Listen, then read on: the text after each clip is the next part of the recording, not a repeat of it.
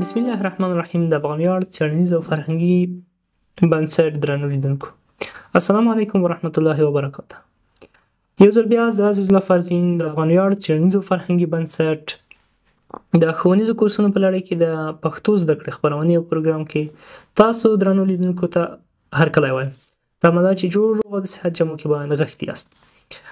د پښتو زده کړې د تیرو پروګرامونو درسونو تعقیب پسې نن بیا د پښتو لیکدود د توحیدي بڼې اړوند د باړهګولۍ سیمینار، هغه درې ورځنی سیمینار چې و او د هغه غونډې په اړه مفصل بحث کوو.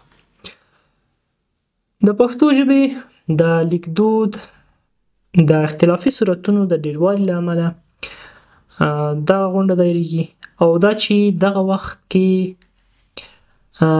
پښتانه ادیبان او پوهان او ژبپوهان د یوه معیاري لیکدود په سوچ او فکر کې دي، نو دوی کوښښ دا کوي چې یو ځل بیا د پښتو ټولنې تر پرېکړې 22 کاله وروسته یوه غونډه ونیسي او دغه غونډه کې د پښتو ژبې پر هغو اختلافي مسایلو چې په دغه 22 کالونو کې بیا رامنځته شوي او یا هم پاتې دي له هغه وخته په دې باندې پرېکړه وکړي.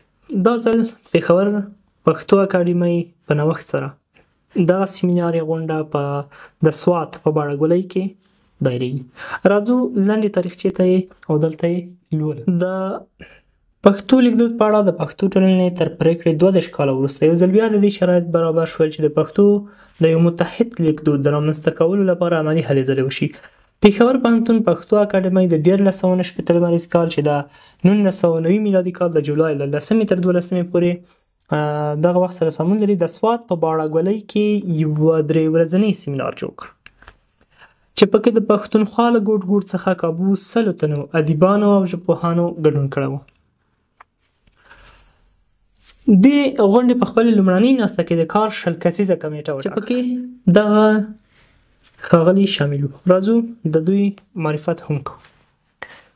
پروفیسور سید تقیم الحق کاکاخیل، پروفیسور جهانزیب نیاز، پروفیسور نصیر الدین، حبیب الله رفیع، منتظر بیټنی، عبدالکریم بریالی، همیش خلیل، ډاکټر محمد اعظم، ډاکټر خالد خان خټک، محمد پرویز شاهین، پروفیسور محمد افضل رضا چې اعزازي غړی دی د غونډې، نورشاه جهان انور، پروفیسور خواجه محمد سایل، ډاکټر وردک چې دا هم یو اعزازي غړی دی، سیال کاکړ، سید احمد مومند، ډاکټر محمد اقبال نسیم خټک، ډاکټر محمد اسرار اعزازي غړی، خیبر افریدی، پروفیسور یار محمد مغموم. دا د هغه 20 کسیزې د کار کمیټې غړي وو چې تاسو ته در معرفي شول.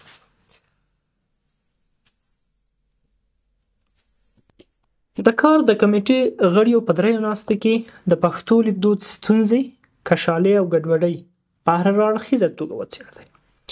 پر ټولو یې په سړه سینه غور وکړ او په هره برخه کې تر علمي بحث وروسته یوې نتیجې ته ورسېدل. یاده کمیټه خپل وروستۍ پرېکړه او نتیجه په لویه غونډه کې ټولو ته واوروله چې د ټولو تایید وړ هم وګرځېده او ټولو یې ملاتړ هم وکړ. د پښتو متحد لیکدود په اړه یې خپلې وروستۍ متفقه پرېکړې داسې وښودلې. لومړۍ پرېکړه: هغه کلمې چې عربي او فارسي نه پښتو ته راغلي دي او معنا یې هم هغه ساتلې ده، هغه به په خپل اصل شکل کې لیکل کېږي، فرضاً لکه قصه او قمیص او ضعیف. او هغه کلمات چې پښتو خپل کړي دي معنا یا شکل یې بدل شوی دی، هغه به په پښتو کې په اوښتي شکل لیکل کېږي، مغیره حالت باندې، لکه تپوس، پام او د عربۍ مخصوص ټکي به د پښتو په کلماتو کې نه لیکو، لکه تورخم دا به په تی لیکو، په تخې به نه لیکو. دوهمه پرېکړه: نون به د یو توري په شکل د پښتو په الف با تا یا د تهجي توري کې د نون نه وروسته لیکل کېږي او نوم به یې هم نون وي. درېمه پرېکړه: هغه کلمې چې په آخر کې زور لري هغه به په ها یعنی ګرد ها باندې لیکل کېږي، لکه خوشحاله مذکر او خوشحاله مؤنث، او دغه هی به د تأنیث مخصوص علامت نشي ګڼل کېدی. فرضاً لکه موږ وایو چې خوشحاله دا به نو یو مؤنث نوم دپاره راځي، نه خوشحاله، فرضاً احمد خوشحاله و، نو دغه هبه چې د ځینو کلمو په آخر کې د زور په آواز باندې لیکل کېږي، دا به یوازې د تانیث مخصوص علامت نه وي. څلورمه پرېکړه دا وه چې په پښتو کې مد نشته. مد. پنځمه پرېکړه دا وه چې دلته راځو مجهوله یې چې په قطبي پښتونخوا کې پرته لیکل کېږي، هغه به په همداسې پرته لیکلي شکل لیکو لکه سړی او داسې نور. البته په افغانستان او سویلي پښتونخوا کې به دغه بڼه په خپل شکل باندې لیکل کېږي. شپږمه پرېکړه مخصوصه یې یا اوږده یې چې دوه ټکي سر په سر لري، دا به د کلمې په منځ کې هم په همدغه شکل سر په سر ټکي خوري او په آخر کې به هم په خپله بڼه لیکل کېږي لکه سړی اوبه او داسې نور. مجهوله یې یعنې پرته یې، دا به هم د کلمې په منځ کې د مخصوصې یې په څیر لیکل کېږي، یعنې دوه ټکي به سر په سر خوري. اوومه پرېکړه د معروف یې یعنې څرګند یې ده چې دوه ټکي څنګ په څنګ لري لکه زمري، چې دا به په هم د خپل شکل باندې او خپله بڼه به لیکل کېږي. اتمه پرېکړه یا یې تأنیث یا په اوسنۍ اصطلاح باندې لکۍ داره یې، دا به په آخر کې د کش سره لیکل کېږي، یعنې یوه لکۍ به لري لکه کرسۍ او یا هم جینۍ.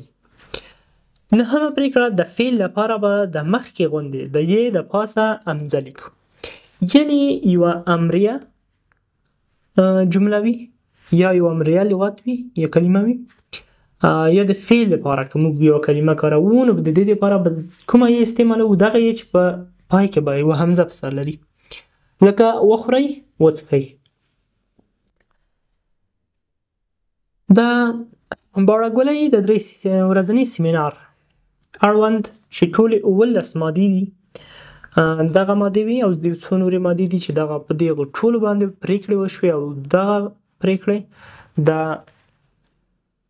ټولو ادیبانو او ژبپوهانو چې هغلته یې شتون درلود د دوی په مخ کې او د دوی وړاندې د یوې لویې غونډې په ترڅ کې دوی ټول ته واورول شول او دغه پرېکړه خپله نتیجه ترلاسه. د یادې کمیټې سفارش چې د کارشل کسیزه کمیټه وه، سفارش یې دا و چې پښتو اکاډمۍ دې د مرکزي او صوبایي حکومت په مدد د استادانو او طالب علمانو لپاره یو رهنما کتاب ولیکي چې د دغه ټکو په استعمال کې اشتباه نشي.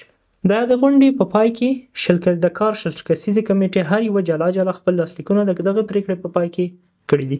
دا وه د باړه د سیمینار هغه محتوا او لنډه یادونه چې تاسو ته مو وړاندې کړه. پاتې د نوي چې د یادې موضوع او د هرې موضوع خام مواد مو د یوټیوب چینل په ډسکرپشن کې تاسو سره شریکوو.